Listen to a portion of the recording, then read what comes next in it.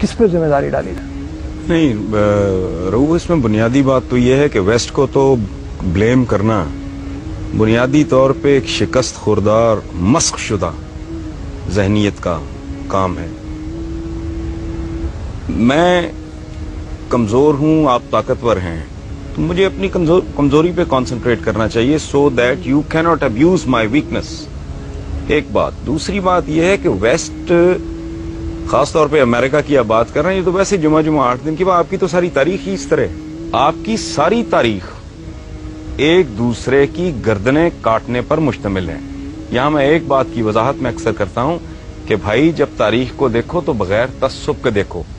आप लोग अगर तारीख को मस्क करेंगे, तारीख का कुछ नहीं बिगड़ेगा, वो आपको मस्क कर देगी। बगैर तस्सुब से देखने का नतीजा ये है कि आप दुरुस्त नताइज पे पहुंचेंगे और फिर शायद आप उसको रेक्टिफाई करने का भी सोच सकें। अगर आप अपनी कजी, अपनी कमजोरी, अपनी गलती, अपने जराइम, अपने गुनाह, अपनी हरकतें, अपनी परफॉर्मेंस ही नहीं मानने को तैयार, उसके इलाज की तो नौबत ही नहीं आएगी। आपकी टोटल हिस्ट्री, ये वेस्ट को गाली देना, वेस्ट को बुरा कहना, वो छोड़ें, वो तो हमारे राइवल्स हैं। मेरे और आपके दरमियान एक मुकाबला चल रहा है जो सदियों पर मुश्तमिल है।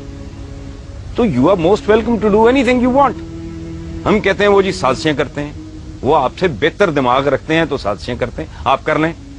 अब झूठ है ये बर्रे सगीर की तारीख उठा के देख लें, लॉर्ड क्लाइव के साथ 200-250 गोरा था, बाकी सारे हम ही लोग थे, हमारे ही बुजुर्ग थे। बक्सर की लड़ाई में शाह आलम सानी का इन्होंने जो हशर किया है, लड़ने वाला कौन था उसके खिलाफ? बाबर को किसने निकाला था फरगना से? उसके चचाओं ने। यहां के उसने किसकी गर्दन उतारी सबसे पहले? इब्राहिम लोदी की। अमीर तैमूर ने किसको मारा? यलदरम को। फिर तो बनु उमैया, बनु अब्बास, ये आपके हाथ से स्पेन गया। और फिर ये अप्रोच भी गलत है, स्पेन चला गया। स्पेन अब्बा आपकी बरी में लेके आए थे, आप ताकतवर थे उस वक्त, आप एक्सपैंड कर रहे थे। आज वो ताकतवर हैं, वो एक्सपैंड कर रहे हैं। जब आप अपना वर्ल्ड ऑर्डर, जब आप में सकत थी, दम था, जान थी, तो आप अपना वर्ल्ड ऑर्डर इंपोज कर रहे थे। आज वो कर रहे हैं, रोना किस बात का? उसको गाली मत दें, अपने गिरेबान में झांकें। हमारे पंजाबी में कहते हैं अपनी मंजी तले डांग फेरो, तो समझ आए। आपकी टोटल तारीख, यलदरम पूरे यूरोप को उसने आगे लगाया हुआ था। अमीर तैमूर साहब यहां से रवाना होते हैं, जाके उसका सत्यानाश कर देते हैं। मुगलों का दौर देख लें, कहते हैं जी अंग्रेज ने डिवाइड एंड रूल किया। किधर डिवाइड एंड रूल किया? अंग्रेज तो आया को जहांगीर के जमाने में गालिबन, please correct me if I am wrong, sir Thomas Roe वगैरह। उससे पहले जो आपस में एक दूसरे की गर्दनें काट रहे थे, उस वक्त आया जिस वक्त बाबर आया, और अंग्रेज जहांगीर के दौर में तकरीबन उस वक्त। ठीक है, अच्छा, उससे पहले जो मुगल शहजादे एक दूसरे की गर्दनें काट रहे थे, बाप को अंदर कर रहे थे, सगे भाई मार रहे थे, शेरशाह उनके साथ लड़ गया। ये टोटल पावर प्ले है, सदियों से चल रहा है। मोहम्मद बिन कासिम को खाल में सी के बुश ने भेजा था। अबैदा बिन जराह के साथ क्या हुआ था?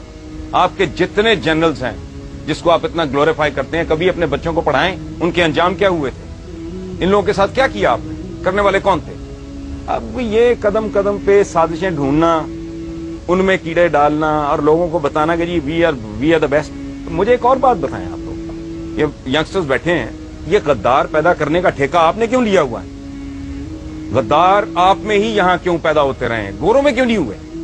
उसकी वजह है रऊफ साहब, गद्दार एक खास कल्चर में पैदा होता है, जहां फर्द और रियासत का मुफाद इस तरह हो जाता है ना, वहां गद्दार पैदा नहीं होते।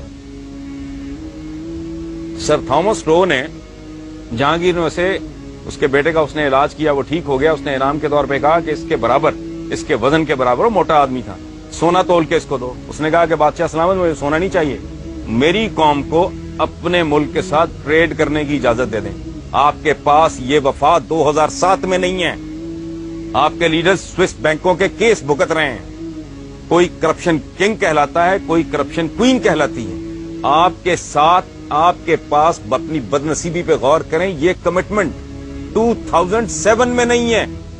जो गोरे के पास, चूंकि मैग्ना कार्टा के बाद उन्हें ये एहसास उनके अंदर जन्म लेने लगा था कि मेरा और मेरे मुल्क का, मेरी स्टेट का मुफाद तो ये इस तरह की बात है। अच्छा, मैं एक छोटा सा सवाल यहाँ पे और पूछूं, चूंकि बुनियादी तौर पे जिस तरफ हमें चलना है, हम आज की बात करें, माजी के सबक जो है उससे हमें सीखना चाहिए, लेकिन क्या कोई ऐसी सूरत हाल हो सकती है, इस वक्त 3 मकतबे फिक्र के लोग हमारे पास मौजूद हैं, कोई एक चीज़ के ऊपर हम इत्तफाक कर लें, क्या ऐसी कोई सूरत हाल नजर आती है कि बाहर को हम क्योंकि देखें ना, पूरी दुनिया हमारी तरफ देख रही है, सारी दुनिया में इस वक्त मलून और मतून जो है वो मुसलमान है, हरकतों की वजह से नहीं, लेकिन कोई फ्यूचर में कुछ सूरत नजर आती है कि शायद हम तालीम हासिल करें, हम इंसान की रऊफ साहब, जहां आज इंसान खड़ा है, इसमें आपकी कंट्रीब्यूशन क्या है?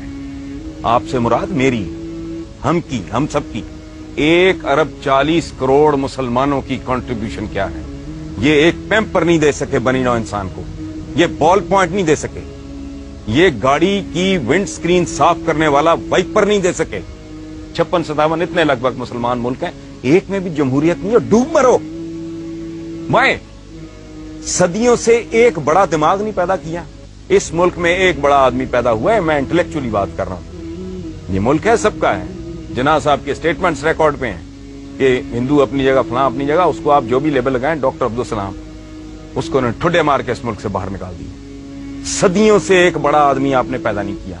औकात ये है कि एक एवरेज लेवल का, एक आम सतह का दानिश्वर बात करता है क्लैश ऑफ सिविलाइजेशन, ये उसको सर पे बिठा लेते हैं और पूरी दुनिया में डिबेट पे शुरू हो जाती है। क्लैश ऑफ सिविलाइजेशन तो है ही नहीं, ये क्लैश ऑफ फेथ्स है। सिविलाइजेशन तो उनके पास है, आपके पास कौन सी सिविलाइजेशन है? बकरे में पानी इंजेक्ट करके उसका वजन बढ़ाने वाले, अपने बच्चों को नापाक गंदा खलीज दूध देने वाले,